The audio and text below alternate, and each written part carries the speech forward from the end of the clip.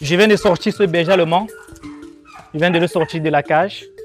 Et lorsque on sort le chien de la cage, il faut éviter d'éduquer le chien.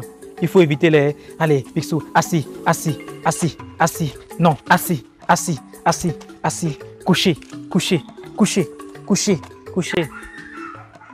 Il ne comprend pas toutes ces choses-là présentement, pas parce qu'il ne connaît pas. Déjà que, ce n'est pas un chien qui n'a pas encore reçu l'éducation proprement parlant, proprement dit. Mais voilà, je viens de le sortir de sa cage. Je vais observer comment il se comporte au fait. Je vais voir ce qu'il me propose. C'est la toute première fois que j'entre en contact avec lui. Et donc, je vais savoir exactement ce qui est dans sa tête. Donc, viens, on sort. J'observe Picsou. Je l'observe. Le chien renifle le sol. Donc, moi, je vais m'arrêter ici. Qu'est-ce que je fais? Je l'amène un peu quelque part là. Je peux monter ici comme ça. Donc là, on était à l'intérieur, on était dans la maison avec le chien. J'ai sorti le chien de sa niche. Première chose, je l'amène à l'extérieur, je l'observe. C'est la toute première fois que j'entre en contact avec le chien. Donc lorsque je sors, j'observe que le chien il est en train de faire quoi? Il mange les zèbres. Je crois qu'on appelle ça la tisane, si je ne me trompe pas. C'est ça, non? Oui, c'est la tisane. Donc je me rends compte qu'il est en train de... Il fait le jeu de la chèvre, quoi. Donc là, ça me passe déjà un message. Parce que lorsque l'animal fait ce qu'il est en train de faire là, ça veut dire que peut-être il a les vers. Donc il essaye de se traiter lui-même. Ça veut dire que c'est un chien qu'il faut probablement vermifuger. Donc lorsque vous voyez ce comportement chez un chien qui sort, il veut toujours manger les herbes, comme vous voyez il est en train de faire là, c'est un message qui vous passe déjà et c'est observé. Donc comme je disais, c'est la toute première fois que j'entre en contact avec le chien. Ok, on est sorti, il marque son territoire. Il pisse un peu, il part à droite, à gauche. Donc moi, ce que je fais, je suis le chien. L'éducation, le premier jour, ce n'est pas toujours venir et commencer à dire assis, couché, pas bouger au chien. Pas toujours. Ok? Donc, premier jour, j'entre en contact avec le chien, j'observe le chien. Il me tire, il me tire, il me tire. Ok, ce n'est pas un comportement agréable. Il me tire, ok, j'avance avec lui. Je veux voir jusqu'à où il ira. Donc, on arrive là où il y a les herbes, je m'arrête encore, j'observe le chien par exemple. J'observe le chien. Donc vous voyez, ce n'est pas un chien qui me connaît, j'apprends à le connaître. C'est la raison pour laquelle je ne vais pas commencer à mettre la pression sur lui. Pendant un mois, je peux arriver chaque jour et je le balade seulement. Ce qui n'a pas peut-être souvent avec les propriétaires, pas toujours, ok? Lui, ça peut être le cas, mais d'autres propriétaires, ce n'est pas souvent le cas. D'autres ont le chien, ils gardent dans la maison, ils laissent seulement le chien dans la cage et c'est la nuit qu'ils libèrent le chien. Ce n'est pas quelque chose de bon. Si votre chien, vous le libérez uniquement la nuit pour qu'il garde, c'est très dangereux, c'est pas bon. Baladez le chien en journée. Donc, j'entre en contact avec le chien pour la première fois. Bien évidemment, je l'ai approché d'une certaine façon. On va voir dans d'autres vidéos comment approcher un chien pour la toute première fois. Donc, bien, allons-y. Donc, je m'en vais avec Picsou. Picsou, c'est son nom. C'est un berger allemand. Donc, j'observe Picsou. J'apprends à connaître Picsou. Ok, je constate que partout où Picsou part, il essaie de marquer son territoire.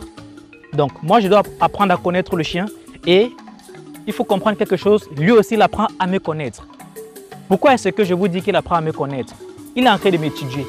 Parce que quoi? Il tire sur la laisse, n'est-ce pas? Quand il tire sur la laisse, moi aussi je pars. Dans sa tête, il se dit, ça veut dire peut-être que le gars, s'il ne connaît pas comment on tient un animal, il ne connaît pas mon mode psychologique. Mais là, je laisse. Il se rend compte que là où il va aller, je le laisse aller. Il se dit, bon, ok, on va donc vérifier cet être humain, est-ce qu'il maîtrise vraiment les chiens ou pas? En même temps, il m'étudie dans le sens où il se rend compte que moi, je le laisse exprimer. Ok, il s'exprime. Il fait pipi, je ne dérange pas. Il mange les herbes, je ne dérange pas. Je laisse le chien découvrir.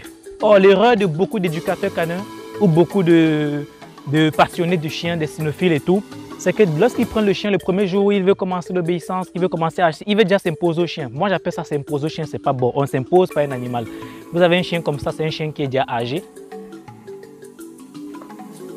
Donc, je l'observe. Nous sommes à un carrefour. Donc l'environnement est bien pour un animal comme ça. Ok, c'est une zone encore en construction. Donc le chien a assez d'espace. Et il est très important de balader le chien. Pourquoi on balade le chien?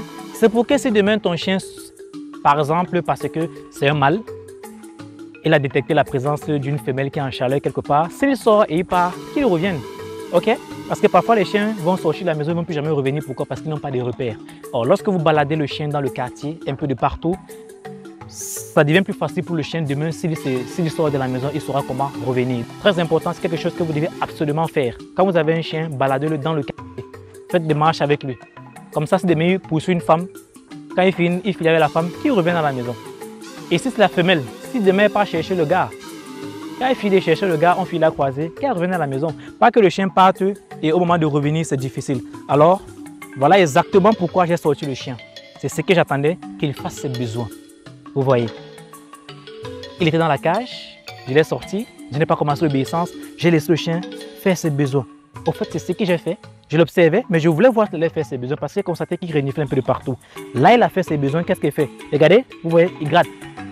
Ça, c'est le comportement qu'on revoit un peu beaucoup chez les chats. Chez les chiens, c'est un peu enfui. Quand il gratte comme ça, au fait, c'est parce qu'il veut couvrir. C'est pour ça qu'il dit que les chiens sont très propres naturellement. Ce sont des animaux très propres.